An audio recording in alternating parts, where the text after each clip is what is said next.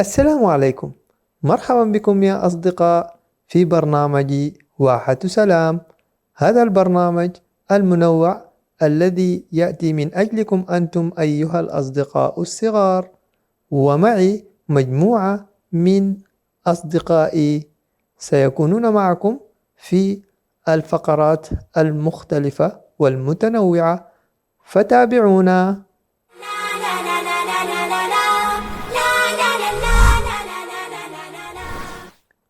والآن مع فقرة ينبوع الواحة وصديقي عمر وريان.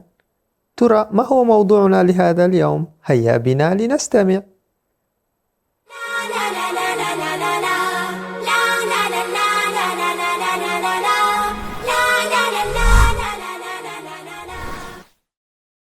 مرحبا بكم يا أصدقاء في حلقة جديدة وموضوع جديد الذي تنتظرونها دائما في فقرة ينبوع الواحة. موضوع اليوم هو النظافة الشخصية، والذي قد يعتبره البعض موضوعا خاصا ولا ينبغي الحديث عنه، لكن هذا غير صحيح، بل لابد لنا من الاهتمام به منذ نعوم أظافرنا. فالدين الإسلامي الحنيف قد علمنا ذلك وقد حثنا عليه. فالنظافة الشخصية هي من صميم الإيمان، والمسلم لا يتسخ. فكل عباداتنا ومعاملاتنا مرتبطة بالنظافة والطهارة، ومثال على ذلك الوضوء عند كل صلاة، وتجعل المسلم نظيفا مهندما وأيضا بكامل الصحة والأناقة. كما أن النظافة الشخصية هي سر الصحة والجمال، وهي عادة مهمة يجب أن نتعلمها منذ الصغر. غسل اليدين بالماء والصابون قبل الأكل وبعده يساعدنا على التخلص من الجراثيم. وأيضا تنظيف الأسنان مرتين في اليوم يجعل ابتساماتنا مشرقة ويحمي أسناننا من التسوس. الاستحمام بانتظام يجعل أجسامنا نظيفة ورائحتها منعشة. وقص الأظافر يمنع تراكم الأوساخ تحتها. تمشيط الشعر يحافظ عليه مرتبا ويمنع تشابكه. وارتداء الملابس النظيفة يجعلنا نشعر بالراحة والثقة. يجب علينا استخدام المناديل عند العطس أو السعال لحماية الآخرين من الجراثيم. فالنظافة الشخصية تجعلنا سعداء وصحيين وتعلمنا احترام أنفسنا والآخرين. والنظافة هي ليست فقط مسؤوليتنا تجاه أنفسنا، بل هي جزء من حبنا للمجتمع والبيئة. كان هذا موضوعنا لليوم. اكتبوا لنا ما استفدتموه في التعليقات. على أمل أن نلتقيكم في موضوع جديد وحلقة جديدة. إلى اللقاء.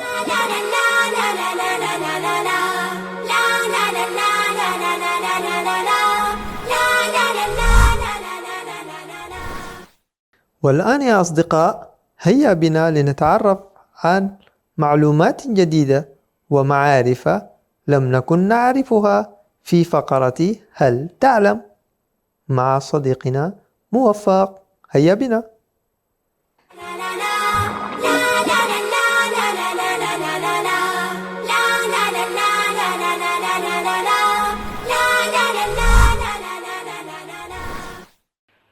هل تعلم أن المناخ في إريتريا يتميز بتنوعه، حيث توجد مناطق جبلية ذات مناخ معتدل ومناطق ساحلية حارة، كما أن هنالك مناطق ممطرة معظم أشهر السنة.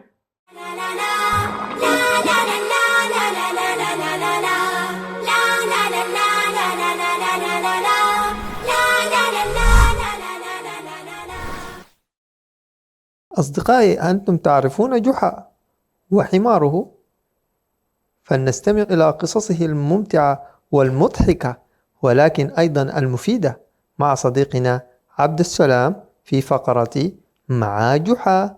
هيا بنا.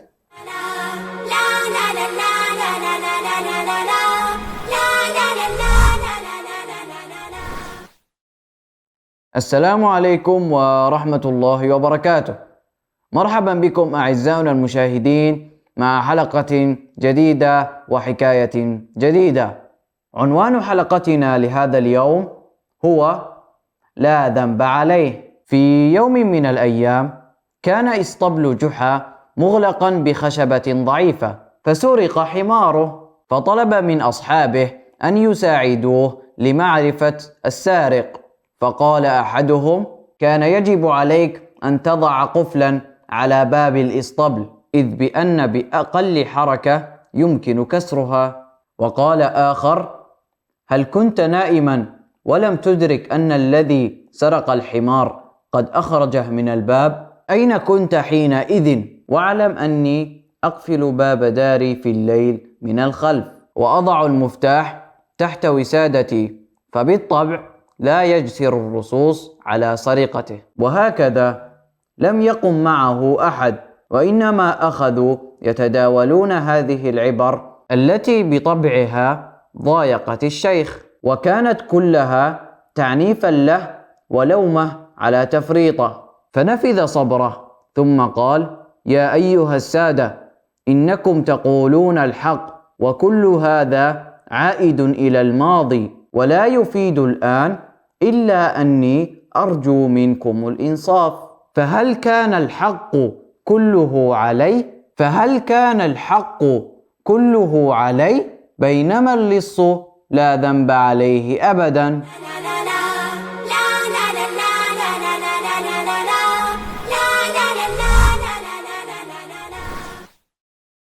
هذه الفقرة للأصدقاء الصغار، فقرة تعلم حروف اللغة العربية، وهي تعلم العربية.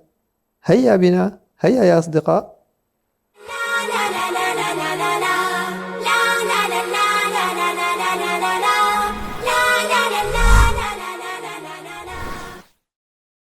مرحبا يا صغاري الأعزاء، اليوم سنتعلم حرفاً جديداً. إنه حرف السين. عندما ننطقه بالفتحة نقول سا. هيا رددوها معي: سا. وعند الضمة نقول سو.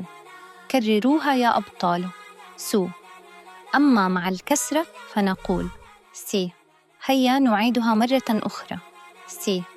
رائعون يا أصدقائي، أحسنتم. حسناً، لننتقل إلى الأمثلة والكلمات. ما اسم هذا الحيوان يا أصدقاء؟ أحسنتم، إنها سمكة. وما هذا الحيوان؟ صحيح، إنها سلحفاة. وهذا الحيوان؟ إنه سنجاب. والآن يا أصدقاء، ما رأيكم أن نقرأ معاً قصة جميلة؟ دقت الساعة 6. استيقظت سمر من نومها. رتبت سمر سريرها وتناولت إفطارها عسلاً وخبز سمسم. أصدقائي، وصلنا لنهاية الفقرة. كما شاهدتم يا أصدقاء، كان هذا حرف اليوم، والآن سنذهب إلى المسابقة، مسابقة الحروف، مع ريان ومحمد وعلي. جهزوا معنا ورقة وقلما حتى تكتبوا. هيا بنا، هيا.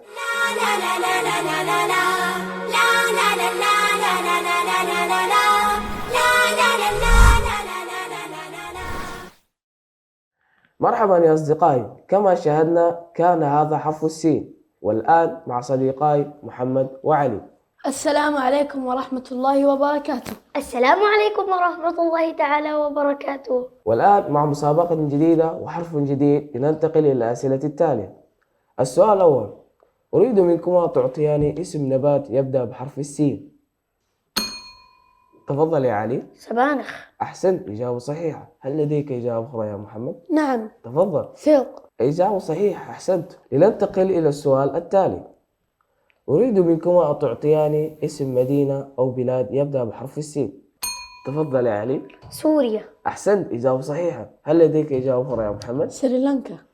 أحسنتما، إجابتكما صحيحة. لننتقل إلى السؤال التالي: أريد منكما أن تعطياني اسم ذكر يبدأ بحرف السين.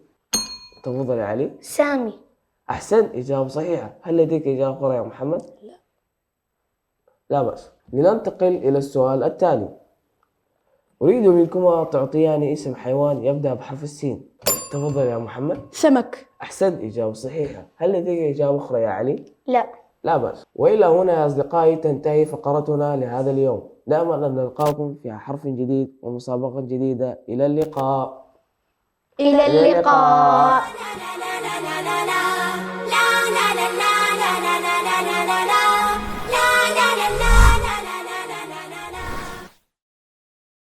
والآن يا أصدقاء فلنستمع إلى قصص الأنبياء مع صديقي موفق وموسى بطريقة روائية ممتعة وشيقة.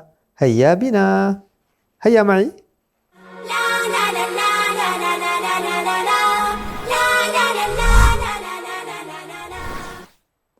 السلام عليكم، مرحبا يا أصدقاء، عدنا لكم بفقرة قصص الأنبياء، حيث توقفنا عندما عرف العزيز أن يوسف بريء، ولكن رغم هذا أدخلوه السجن. ودخل يوسف السجن وعرف جميع من في السجن أن يوسف شخص كريم، وأن يوسف عنده علم عظيم، وأن يوسف في صدره قلب رحيم. وأحب أهل السجن يوسف وأكرموه، وفرح الناس بيوسف وعظموه. ودخل معه السجن رجلان وقصا عليه رؤياهما، وقال أحدهما إني أراني أعصر خمرا، وقال الآخر إني أراني أحمل فوق رأسي خبزا تأكل الطير منه. وسألا يوسف عن التأويل، وكان يوسف عالما بتأويل الرؤيا، وكان يوسف نبيا من الأنبياء. وكان الناس في زمانه يعبدون غير الله، ووضعوا أربابا كثيرة من عند أنفسهم، وقالوا هذا رب البر، وهذا رب البحر، وهذا رب الرزق، وهذا رب المطر. وكان يوسف يرى كل هذا ويضحك، وكان يوسف يعلم كل ذلك ويبكي، وكان يوسف يريد أن يدعوهم إلى الله، وقد أراد الله أن يكون ذلك في السجن. ألا يستحق أهل السجن الرحمة؟ ألا يستحق أهل السجن الموعظة؟ أليس أهل السجن عباد الله؟ أليس أهل السجن بني آدم؟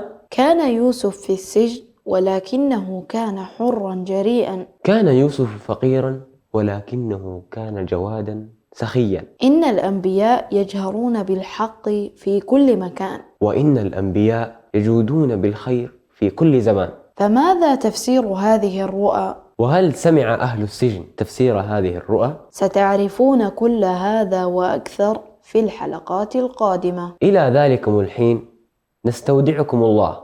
كان معكم موسى كبيري وموفق ناصر، والسلام عليكم.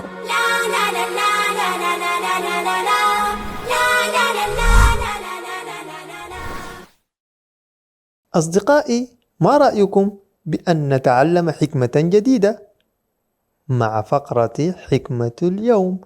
والأصدقاء عبد السلام ومحمد وعلي وصديقنا عبد الوهاب. هيا بنا.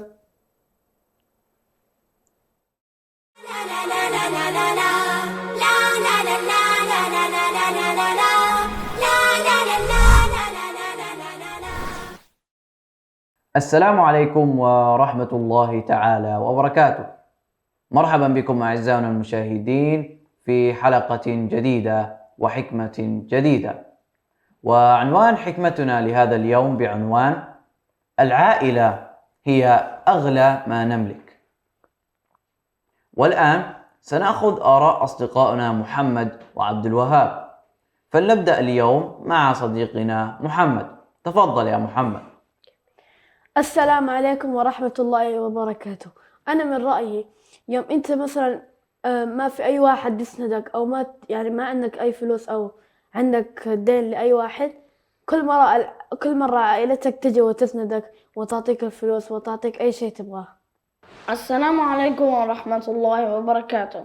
لو كان قيمة العائلة، لو ما كان عندي عائلة وأصحابي كلهم قاعد يشترون وأنا ما عندي شيء أسوي، وأصحابي كلهم يروحون يشتروا فرحانين، لازم أنتبه للعائلة، يعني ما يصير لهم شيء ولا أزعلهم ولا أعصبهم عشان يرتاحون. أحسنت يا عبد الوهاب، شكرا لك، كان رأي جميل.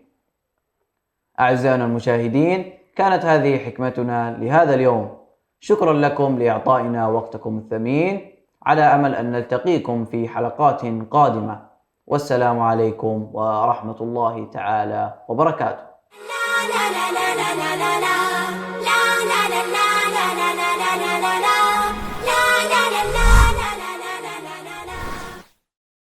يا أصدقاء، هل تريدون أن تعرفوا عن السلطان محمد الفاتح؟ هل تريدون؟ إذن هيا بنا معا إلى قصة الواحة والتي ستتحدث عن السلطان محمد الفاتح. هيا بنا.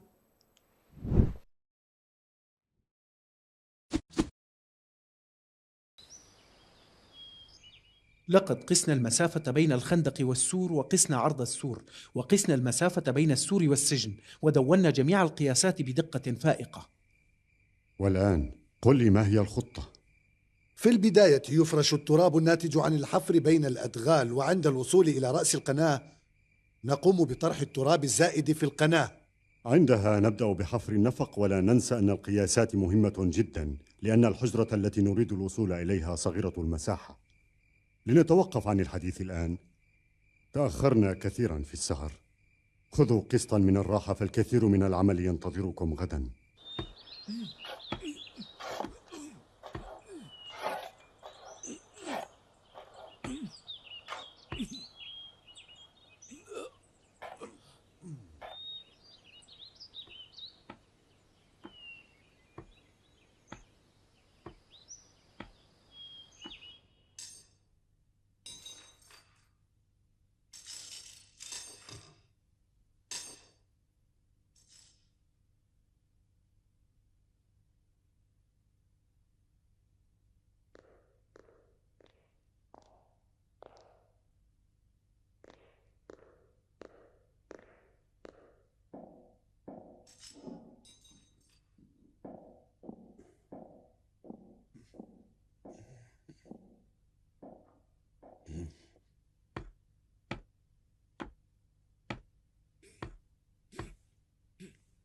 أيها السجين، حان وقت الطعام.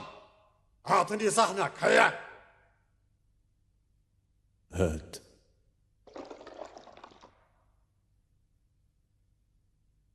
قاتلهم الله، كم أتمنى أن يكون هذا آخر طعام لي في هذا السجن. هل اقتربوا كأنهم يحفرون تحت قدمي؟ هذا الصوت قريب جدا. نجحوا.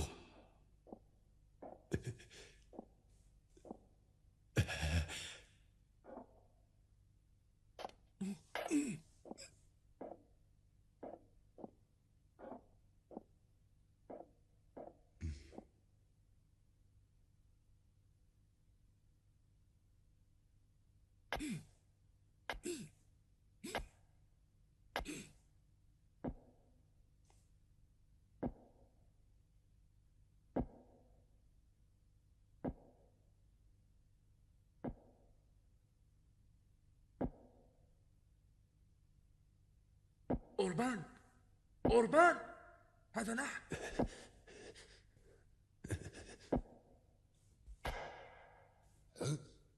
ما هذا الصوت؟ أوربان، هل أنت هنا؟ أسمعكم. أنت في الاتجاه الصحيح. أوربان، ما الذي يجري في زنزانتك؟ وما هذه الأصوات؟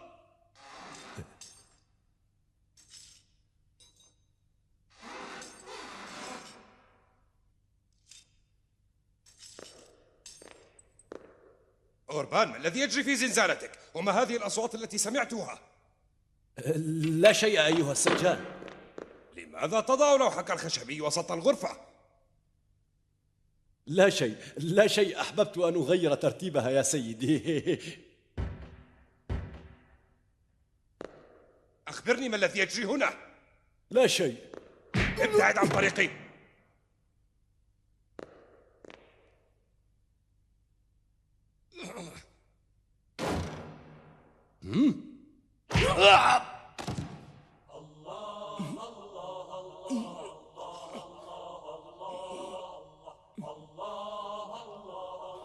السلام عليك يا أوربان.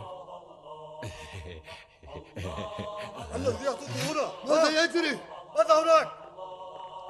إلى زنزانة أوربان!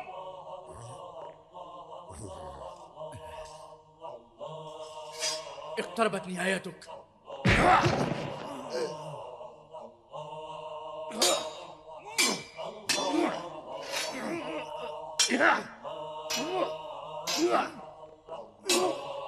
الحقوا بهم!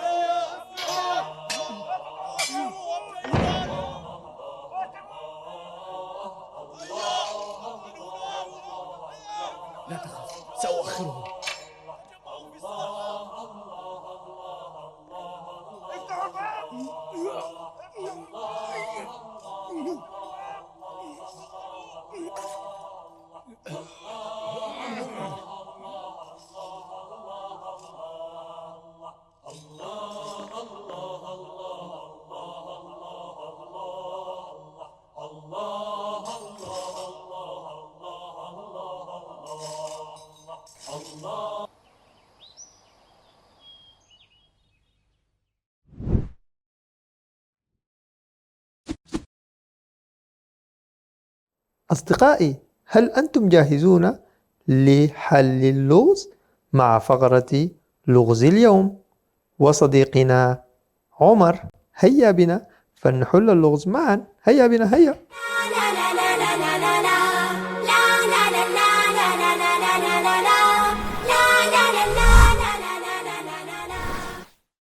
أهلا وسهلا ومرحبا بكم يا أصدقاء في فقرة لغز اليوم.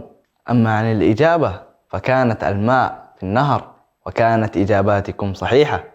أما عن لغزنا لهذا اليوم فهو شيء يمكنك أن تكسره دون أن تلمسه، ونستقبل إجاباتكم عبر شبكات التواصل الاجتماعي.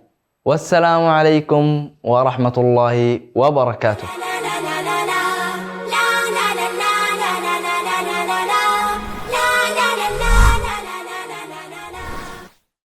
واعلم أني أقفل باب داري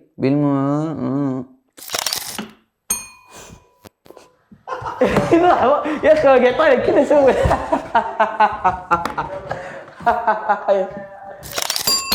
تفضل يا محمد. سمك. أحسنت، إجابة صحيحة. هل لديك إجابة أخرى يا محمد؟ يا علي. سمكة القرش. يا الله يا أخي. إلى ذلكم الحين